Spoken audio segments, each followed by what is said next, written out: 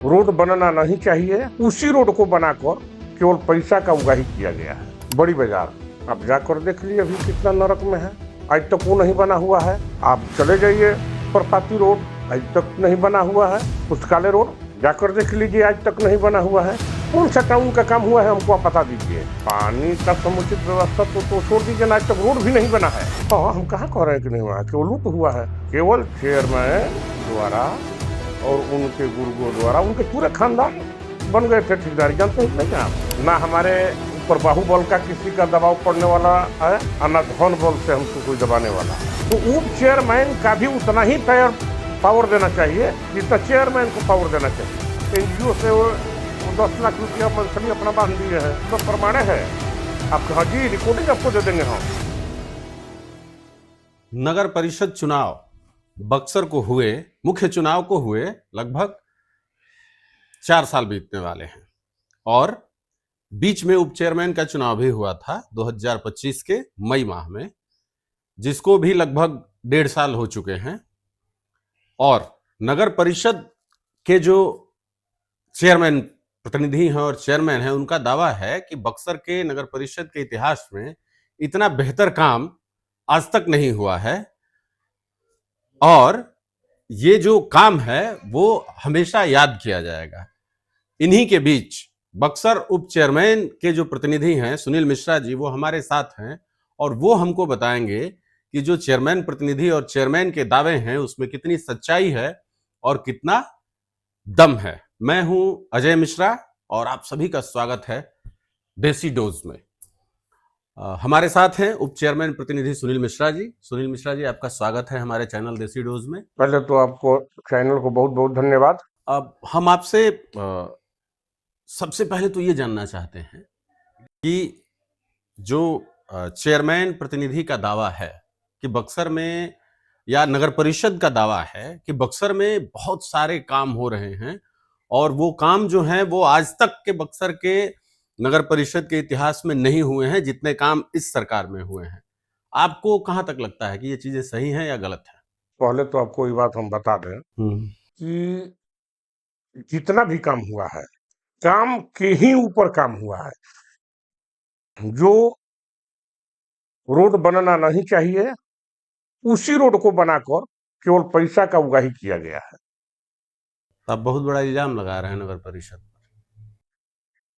इल्जाम नहीं लगा रहे हैं आपको, आपके पास सच्चाई हम बोल रहे हैं, तो आप इसको इल्जाम समझिए या सच्चाई समझिए। नहीं, आपने कहा कि बनी हुई सड़क को बनाकर पैसा निकाल लिया गया है, तो सीधा सीधा भ्रष्टाचार का मामला है ना। तो ये बहुत बड़ा इल्जाम है। नगर परिषद के कार्यपालक पदाधिकारी और नगर परिषद के चेयरमैन दोनों पर बहुत बड़ा इल्जाम है। ये बिल्कुल भ्रष्टाचार हुआ है। भ्रष्टाचार हुआ है। अब हमको बता दीजिए कि बड़ी बाजार आप जाकर देख लीजिए अभी कितना नरक में है, आज तक वो नहीं बना हुआ है। आप चले जाइए परपाती रोड, आज तक नहीं बना हुआ है। जो सब्जी मंडी से अलका सिनेमा रोड जो जाता है, क्या आप पुस्तकालय रोड बोलते हैं उसको, पुस्तकालय रोड जाकर देख लीजिए, आज तक नहीं बना हुआ है। कौन सा टाउन का काम हुआ है हमको आप बता दीजिए। मतलब आपका कहना यह है कि जो आज भी वहां के लोग जो हैं, घर वाले, अपने घर में नाली खोद कर और नाली अपने पानी अपना से निकालते हैं लोग। पुस्तकालय रोड में पानी अभी नहीं निकलता है। मतलब आपका कहना यह है कि नगर परिषद ने जो शहरी क्षेत्र है, खासकर पीपरपाती रोड और अलका सिनेमा के आसपास का जो इलाका है, उस इलाके से पानी निकासी की समुचित व्यवस्था नहीं की है अब तक। पानी का समुचित व्यवस्था तो छोड़ दीजिए, आज तक रोड भी नहीं बना है।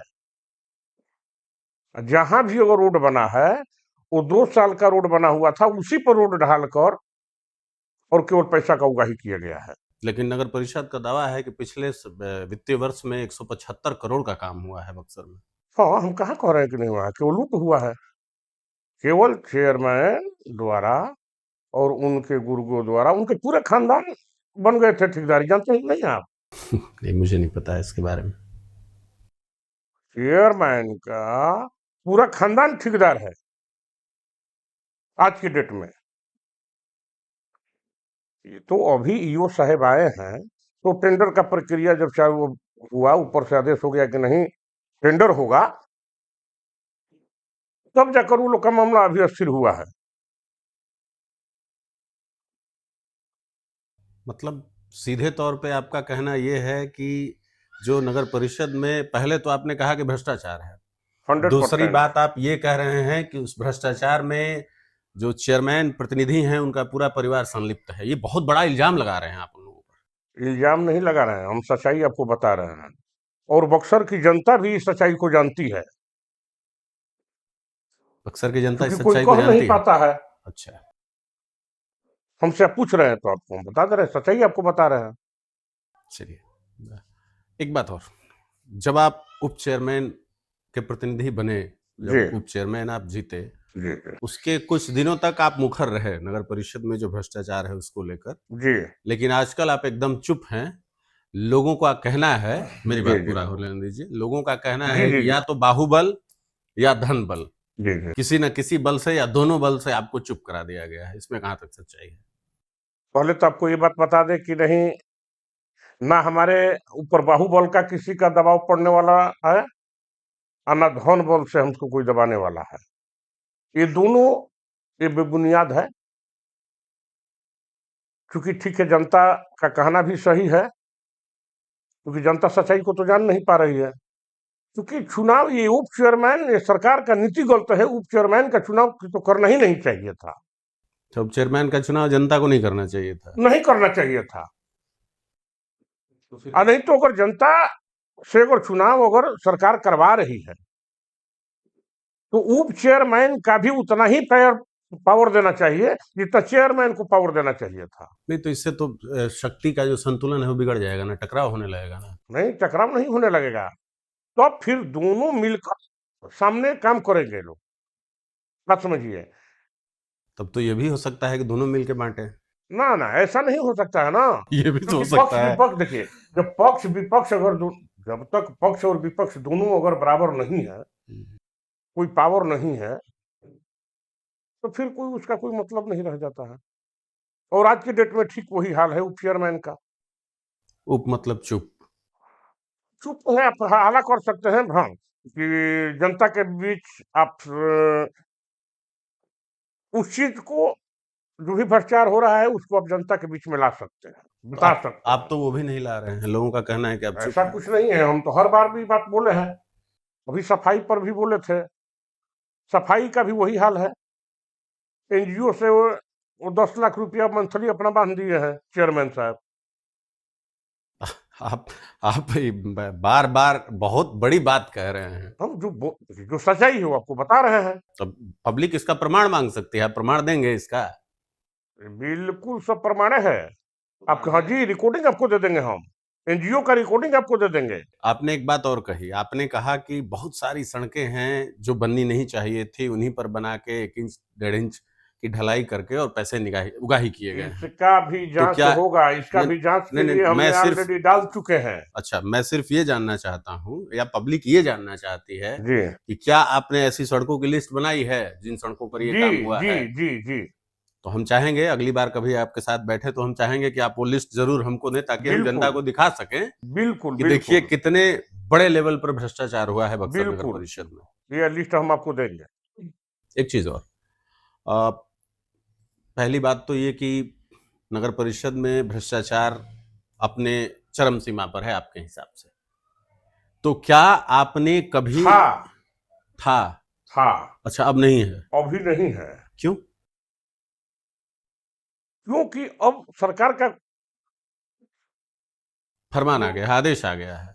जो आदेश आया हाँ हाँ, कि नहीं, अब टेंडर से जो प्रक्रिया जो शुरू होगी, वो मतलब कि सारा खेल इसका था कि टेंडर में काम नहीं होता था। नहीं होता था, और सीधा सी एक लाइन में चेयरमैन अपना नहीं नहीं, लेटर से लेकिन आदेश दिए। लेकिन लेकिन एक मिनट सुनील जी, हम आपसे ये जानना चाहते हैं कि जैसे सरकार का जो नियम था वो तो ये था कि 15 लाख तक का काम जो है उसका टेंडर नहीं होगा, लेकिन 15 से जैसे ही ऊपर जाता है वो टेंडरिंग में जाएगा। तो क्या 15 से ऊपर का काम भी बिना टेंडर का हुआ है? 1 रुपया का भी काम जो होगा वो अब टेंडर से ही होगा। अब होगा, मतलब जी, पहले जो मैं कह रहा हूँ, पहले पहले जो तो यही नियम था ना कि 15 लाख तक का काम जो है। 15 लाख से ऊपर का कोई काम ही नहीं हुआ है। मतलब अगर 2 सारे, करोड़ का भी काम है अच्छा, तो तो सारे उसको उसको टुकड़ों में किया 9 गया है। लाख तक, 9.5 लाख तक के टुकड़ों में बांट कर उसको ही पूरा किया गया है, टेंडर में जाने ही नहीं दिया गया है। तो ये तो सीधा तब तो आप जो कह रहे हैं भ्रष्टाचार, अब तो सीधा दिख रहा है कि अगर इस तरह का काम हुआ है कि 2 करोड़ का काम भी 10-10 लाख या 9-9 लाख में करके किया गया है, तब तो ये सीधे तौर पे दिख रहा है कि बहुत बड़ा भ्रष्टाचार का खेल हुआ है। बिल्कुल, जो भी आप अभी आपको बता दें कि जितने मेन रोड का काम था, नाला हो, जितने मेन रोड का नाला का काम टोटल चेयरमैन प्रतिनिधि द्वारा कराया गया है। तुला परिधि का सीधा सा ये बयान था कि वो काम केवल हम करेंगे। अच्छा, टोटल अपने से वो काम किए हैं, अपना आदमी लगाकर काम करवाए हैं, जितने भी मेन रोड का नाला का काम है। मतलब आपका कहना सीधे तौर पर यह है कि चेयरमैन प्रतिनिधि जो हैं इस भ्रष्टाचार में सीधे तौर पर इन्वॉल्व हैं। 100% आप ये बहुत बड़ी बात कह रहे हैं। कह नहीं रहे हैं, आपको सच्चाई बता रहे हैं और हमेशा कहेंगे। क्या आपने जो बातें कही हैं, हम उस बातों से सहमत हैं, लेकिन क्या कभी भी प्रशासनिक स्तर पर जी आपने इस भ्रष्टाचार को रोकने की कोशिश की है? देखिए, ये जनता के सवाल है, जी मेरे जी सवाल जी नहीं जी है। जी जी जी ये जनता जानना ना, चाहती अब है। आप एकदम सही बोल रहे हैं। ऑलरेडी हमने सब कुछ मांग भी दिया है वो लोगों से, बाकी अभी तक लोग दिया नहीं है। हाई कोर्ट में अगला मंथ में हाई कोर्ट में रीड हो जाएगा। अच्छा, रीड करने जा रहे हैं आप जी भ्रष्टाचार को लेकर? जी चलिए, बहुत अच्छी बात है। जनता को जो काम जनता के हित के लिए होने थे, जी सुनील जी का कहना यह है कि वो काम सीधे तौर पर चेयरमैन प्रतिनिधि और उनके गुर्गों के हित में हुए हैं। जनता का हित कम, उनका स्वहित ज्यादा हावी रहा है। और सुनील जी, चलते चलते एक बात और, एक जी सवाल और, जी बोला जाए। अगर फिर से चुनाव होते हैं आरक्षण पर, जी तो क्या आप चेयरमैन का चुनाव लड़ेंगे? जी चेयरमैन का चुनाव लड़ेंगे? जी चेयरमैन का चुनाव हमारी प्रत्याशी लड़ेगी। अच्छा, चलिए, ये सीधे तौर पे इनका कहना है कि जो भ्रष्टाचार, और जनता से अनुरोध भी मैं करूंगा जी, कि एक बार, केवल एक बार बेबी देवी को आप लोग चेयरमैन जिताइए और फिर देखिए कि नहीं बक्सर का कैसे क्या उत्थान होता है। नहीं काम करेगी फिर अगले बार से इनको वोट नहीं देना है। इनका सीधे तौर पर कहना है सुनील जी का कि अगर आरक्षण के रोस्टर पर ही जो पिछली बार था अति पिछड़ा सीट महिला, अगर उस पर चुनाव होता है तो इनकी प्रतिनिधि जो हैं, जिनके ये प्रतिनिधि हैं, वो चेयरमैन का चुनाव लड़ेंगी और जनता से अपना आशीर्वाद मांगेंगी, ताकि अगले 5 साल में बक्सर को ये बेहतर बक्सर बना सकें। सुनील जी, आपने हमारे चैनल पर अपना बहुमूल्य समय दिया, उसके लिए आपका बहुत बहुत धन्यवाद। और बहुत बहुत धन्यवाद आपको भी फिर हम कि आपके साथ फिर आप बैठेंगे। हमसे बिल्कुल, हम मिले। आपके साथ फिर बैठेंगे। जी और बिल्कुल और बिल्कुल। अगली बार जब हम बैठेंगे तो आपसे पहले ही बता के बैठेंगे कि आपने जो जो इल्जाम लगाए हैं जी या जो आपने रीट किया है हाई कोर्ट में, जी उसकी कॉपी भी जरूर लेकर बैठिएगा, ताकि हम बिल्कुल। जनता को दिखा सकें कि आपने वाकई बक्सर के हित में, जनता के हित में सोचकर जी कुछ बेहतर काम करने की कोशिश की है। जी बहुत बहुत धन्यवाद आपका। जी।